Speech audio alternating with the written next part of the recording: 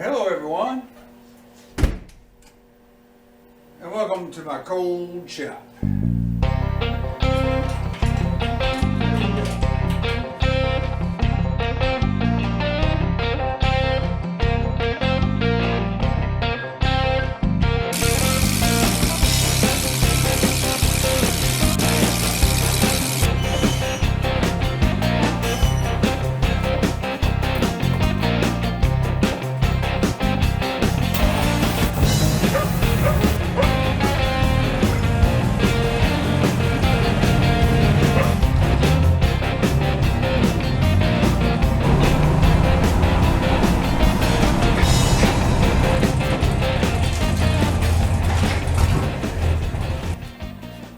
Happy New Year, 2024. I hope 2024 is a better year than 2023 or 2022 or 2021 for that matter. Boy, they've been some tough ones here, haven't they? So I trust y'all have had good holidays. We did here, always do. Anymore, it's more about being with family and friends than it is receiving presents here around my place. But hopefully y'all experienced it as good as we have. So anyway, it's too cold to do anything in the shop today. I find my limbs don't work that good. So especially when they're cold. So what I've done is I'm putting together a little video, kind of a review of 2023 of what I got done on the 75 Corvette, the 06 Kubota BX23, and the 49 Chevy pickup truck. So anyway, stay tuned and let's do a short review. All right, a year ago, the first thing we did to break in the new year was troubleshoot a fuel sending problem with this 49 Chevy. All right, this is actually, even though this is a 49 truck, this gas tank came at a big deal I did a swap for, and this is a 54 tank. I don't know if 54 was the first year or if they did it maybe in 53, but they went from a bottom feed to a top feed gas tank, and the sock and everything goes down through the sender, and here's the fuel line. So that is different from a 40, definitely a 49, 48, and 47. Like I say, it may be 54s when they went to this particular. They changed from a bottom feed to a top. There we go. And now get him the sock started. All right, key on, let's see where he deflects. Well, it's closer to half a tank. That's good.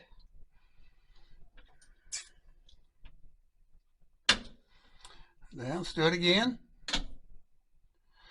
But the only way I'm going to know is if I go fill this thing up. So that's going to be the next thing we do.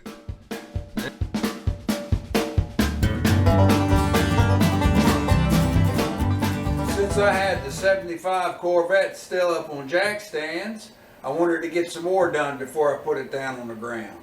So we put some new shocks on it, and we tackled that evil steering rag joint. All right, these aren't the top of the line Bilsteins, or not even the best of the KYBs, but they're good enough. They're better than the stock OEM. So we're going to put these on the front. All right, let's fish it back up there.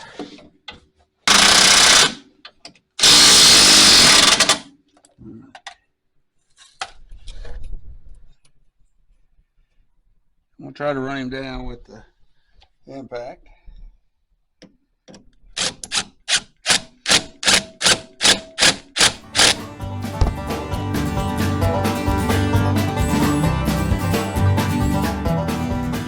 Anyway, let me point out a few things. There's the new one. I'll show the old one here somewhere. And you can see the bad condition he was in. I mean, that's the condition he was in there. and the metal wasn't bad. But this tool, that tool is what made sliding, after you got the bolts out of the two clamps, sliding the rag joint unit off the steering gearbox, and then sliding the coupler part on the steering column back. That just made it so much easier, and I was able to maneuver it in there to move them back, to move the one on the steering column back down. The new rag joint was fairly easy to move by hand on the steering column. So anyway.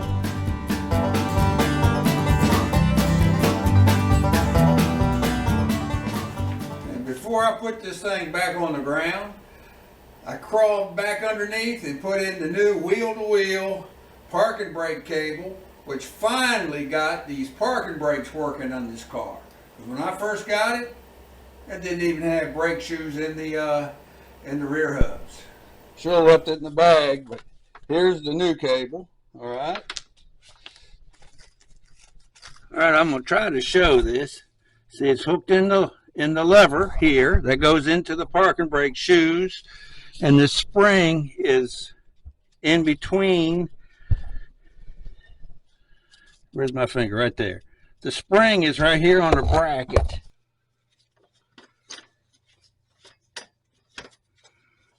The new cable hooks right there. All right. Then you run that back through it. Okay.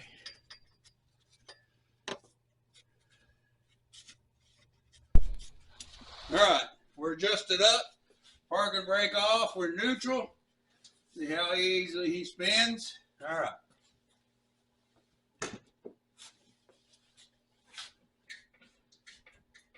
There we go. No spinning.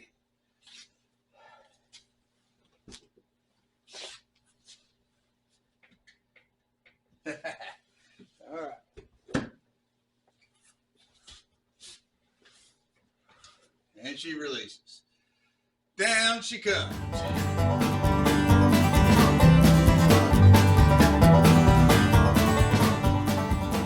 With all the cruising that the 49 truck got in the final part of 2022 and the first part of 2023, it hit that 3,000 mile required scheduled service mark for an oil change, the bypass filter, check all the other fluids, and also adjust those hub brakes.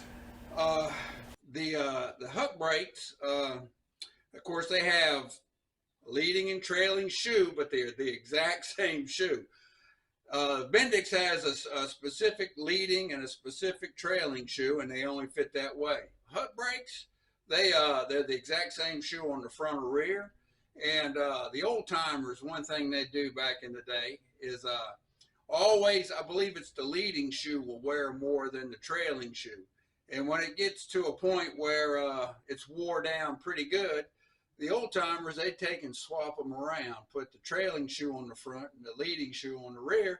So that way they could, you know, pretty much double the lifespan of the brakes. Pretty slick.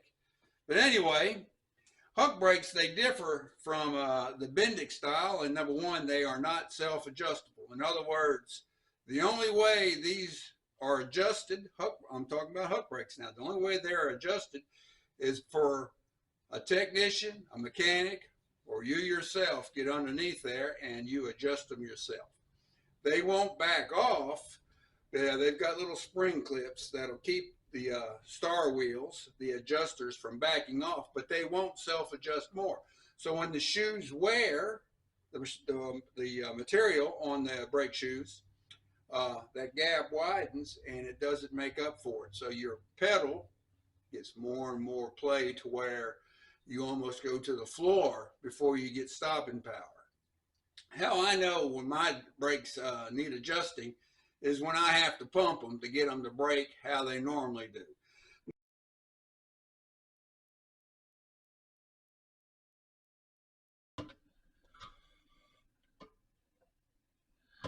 That's too much. All right, so what we want to do is adjust. I'm going to start with the leading shoe.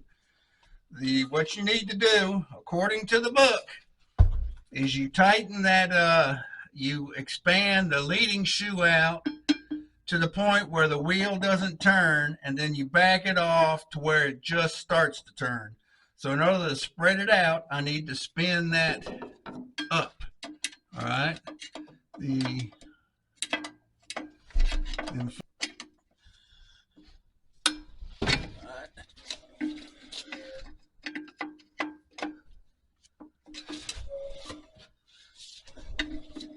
So he didn't take much at all, so you can tell pretty much that the leading shoe does the majority of the braking. Okay, we'll back him off.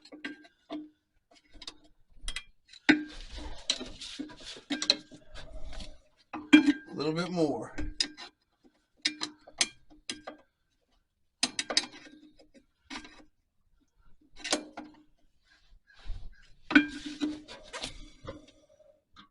That's where I want it.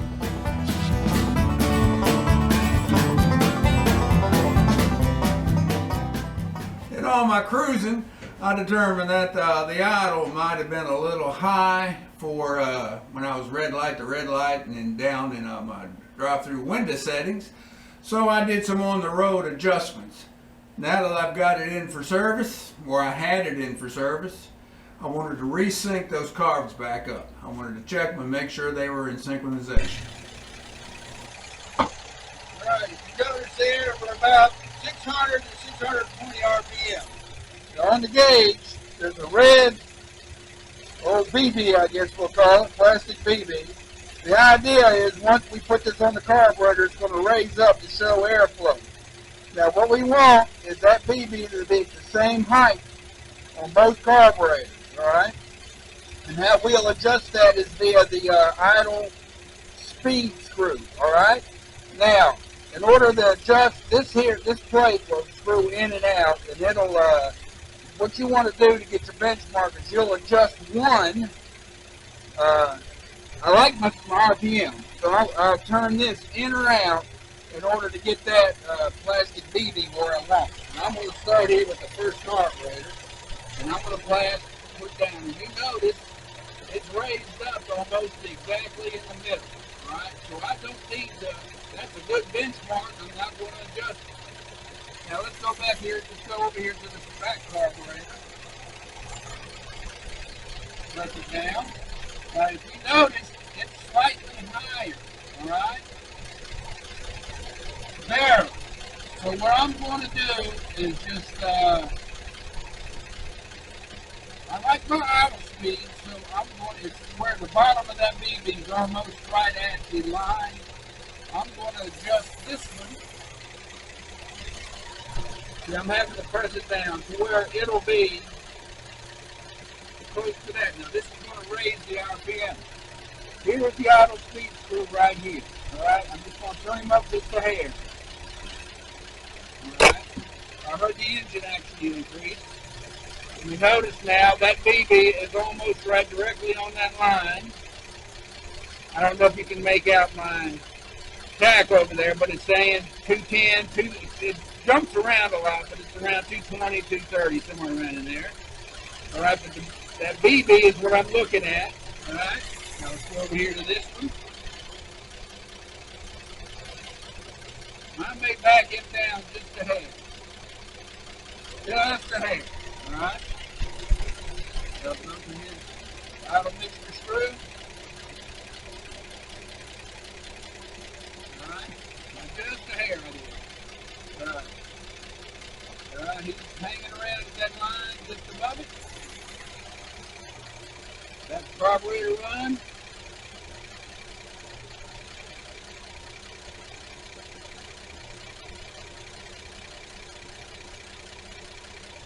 Just above, okay. I'm happy with that.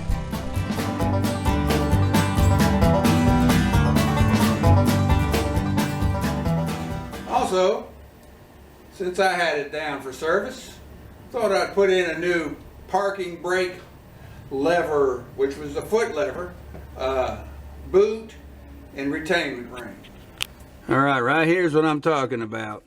You see where the lever goes down through the floorboard, where there's supposed to be a rubber boot that installs in there and a trim ring to keep it taut against the floor. You can see there's 2 holes here. Supposed to be one up here somewhere. I don't see it. I may have to drill it, but that's missing. It's long gone. So we're going to install this new aftermarket piece I've got. All right, here's a close-up of the install. You can see how it's formed to fit around the the front cab bolt, and you can see how it's formed to go around the front of the firewall, where the floor pan meets the firewall. Okay, so we got 3 screws holding it. It does slam it pretty hard. I guess we'll see how long it lasts, but the one that was in there was totally gone. So we got the boot underneath it, then we got this plate up top. So anyway,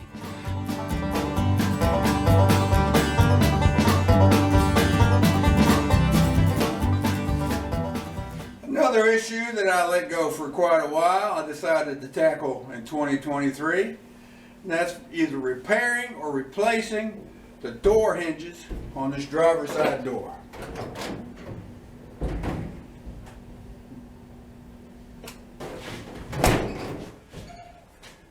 If you look, watch how much play I have in this door.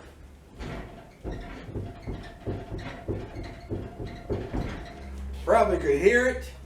You can also notice that it's not staying open.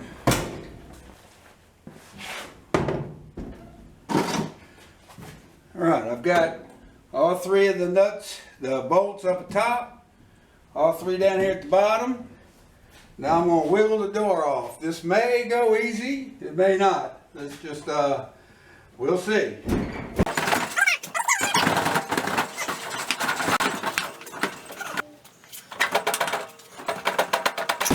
Yeah, finally.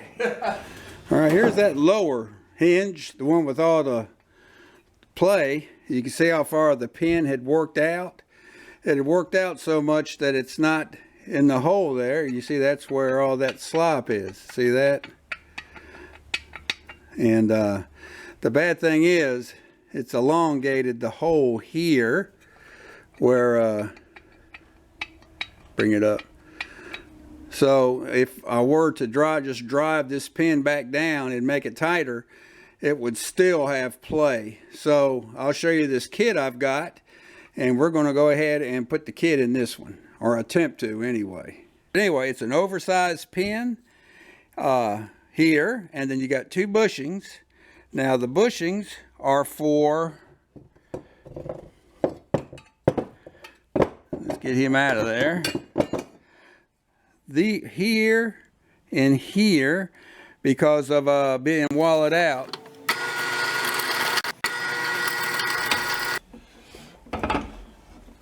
I don't think I'm going to need the bushings.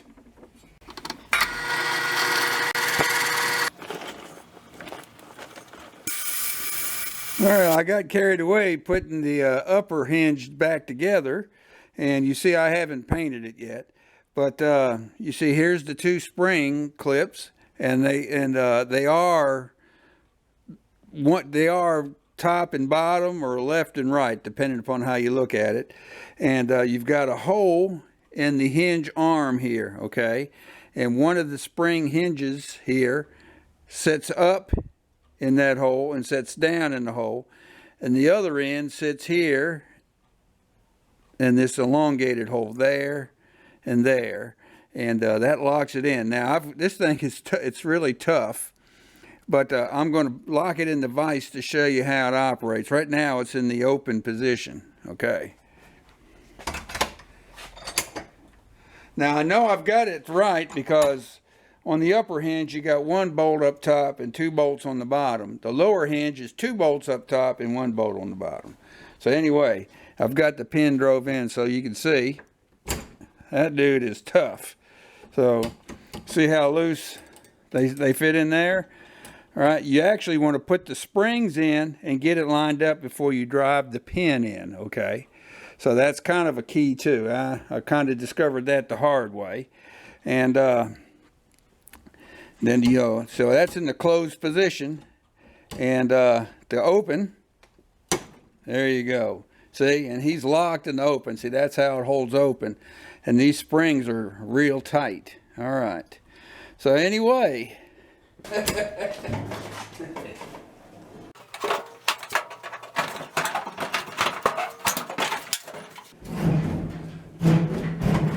It helps a lot. All right.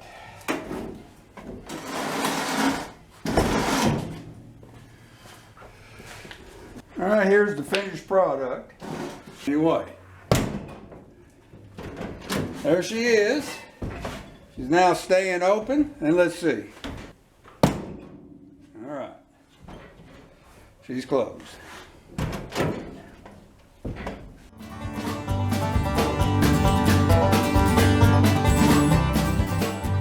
With the Corvette repaired and back on the road getting some windshield time, I discovered another problem with it.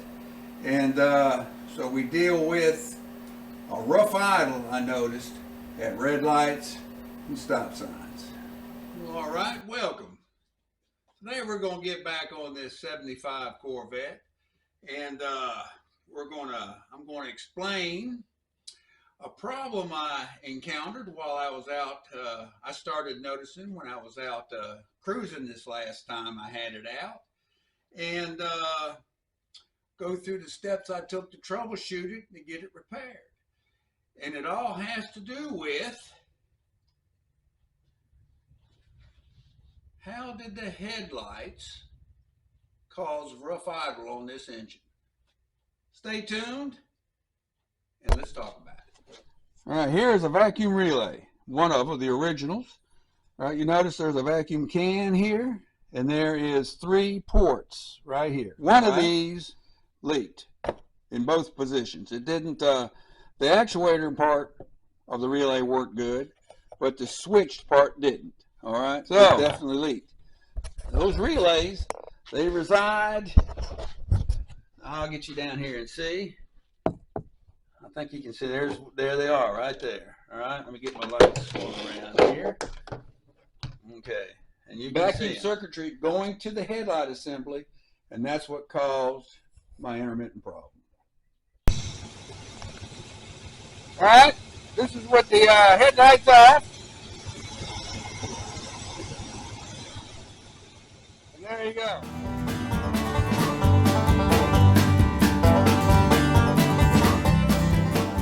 And another project that I put off for oh so long because I didn't want to get into it, but finally the motivation hit me, and I decided to tear back into that dash and fix the tack that never worked since I've had it.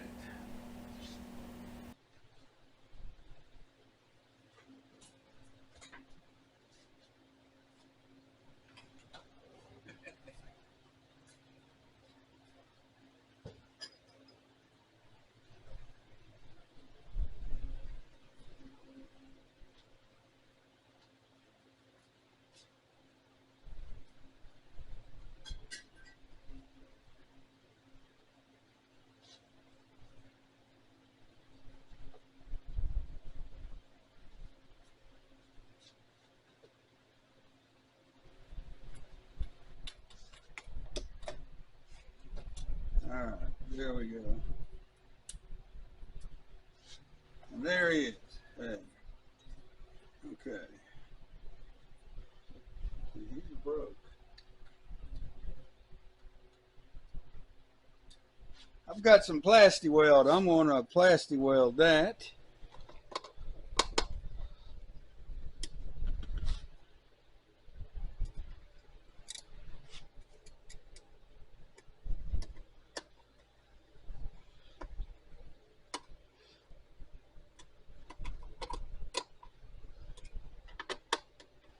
And now, for the moment of truth. All right, notice that the tack is sitting pretty much zeroed out. All right, key on, no change. And there we go.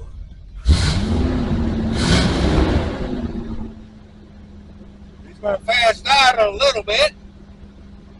And he should be fast idling close to 1500 RPM. Seems kind of closely accurate. Now, if you notice, I got a door ajar. And now I don't. So at least that's one light working. Let's see if it'll kick down now. And it's about 750, maybe 800 RPM. That's okay, because once I put it in gear, it should drop. So I'm going to put my brake on here, go to gear, 600, and that's where we want it. Okay, so it's fairly accurate.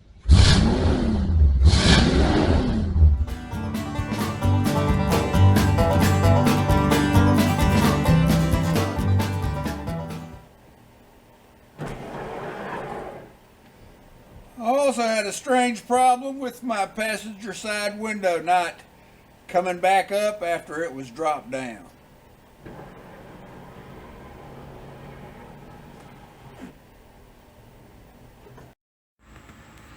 All right, I've got a jumper here, this heavier gauge wire. I've got it going to the positive terminal of the battery, okay? Now I've got my orange jumper wire plugged into the raise position of the window, okay? So what I'm going to do is I'm going to take 12 volts straight off the battery, and I'm going to take it straight to that window and watch and see what happens. All right, we're touching. All right, see that? I'm going to do a current draw test. The window is now up.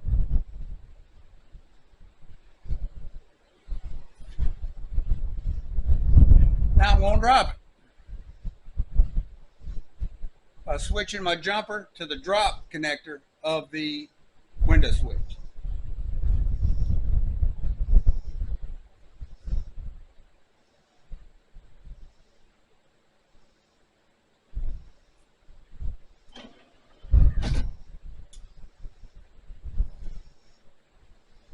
There you go.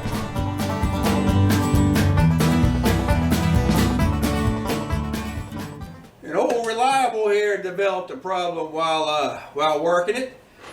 This mows once a week 2 acres and twice a week 4 acres.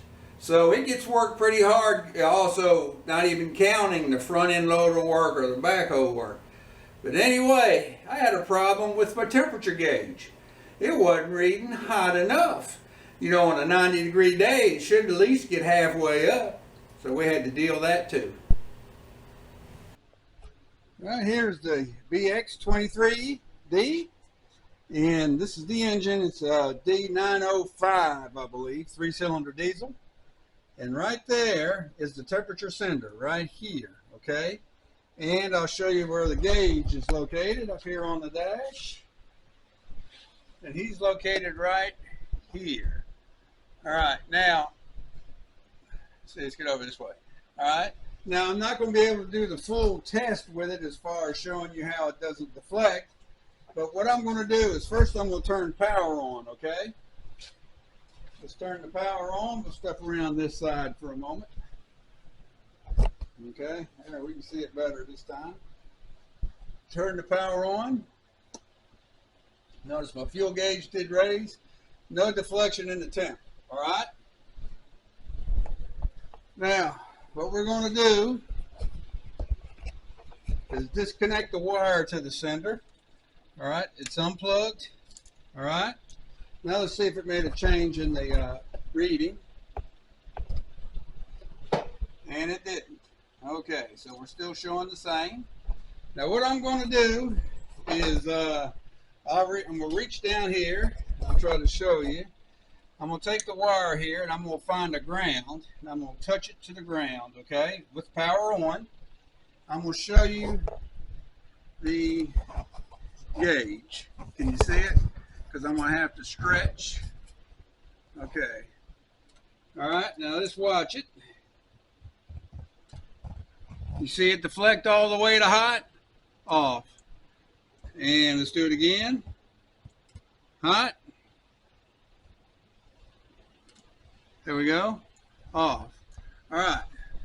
Basically, what that's telling me is that the gauge is good, power to the gauge is good, the wire to the gauge is good. The problem is in that sender. So I'll be right back.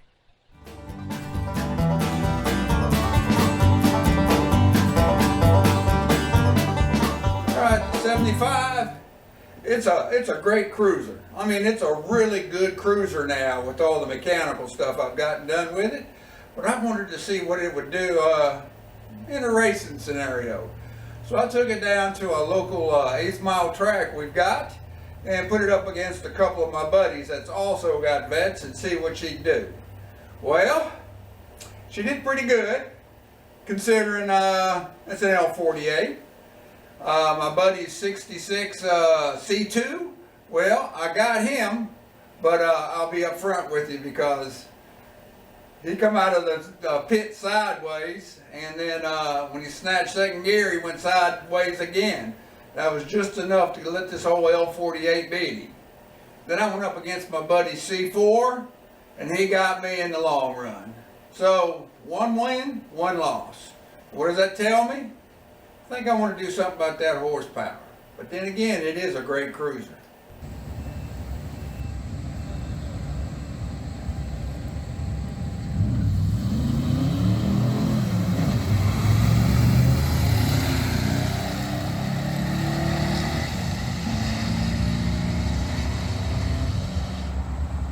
'73 and '66. All in all, I didn't have a whole lot of wrenching to do in 2023 because I had them both running pretty good. When I finally got the bed off the jack stands and out on the road, I had some minor things to iron out, but it's turned out to be a real nice cruiser now. Those back roads, interstate runs, it does great. The 49, well, I got him out there running too, and we went to a couple shows, both of them. And one thing I think I'm going to embark on this year in 2024 is I've got the windshields, I've got the rear window for the 49 sitting over on the shelf. I think I need to get that done. I'm also talking to a few people about getting a little assistance on getting some of them dents out of it. I'm not going to repaint it. I think I'm going to leave it patina for now, but I'd like to get some of them dents knocked out. And I'd like to explore what I can do to that 75 to get it a little bit more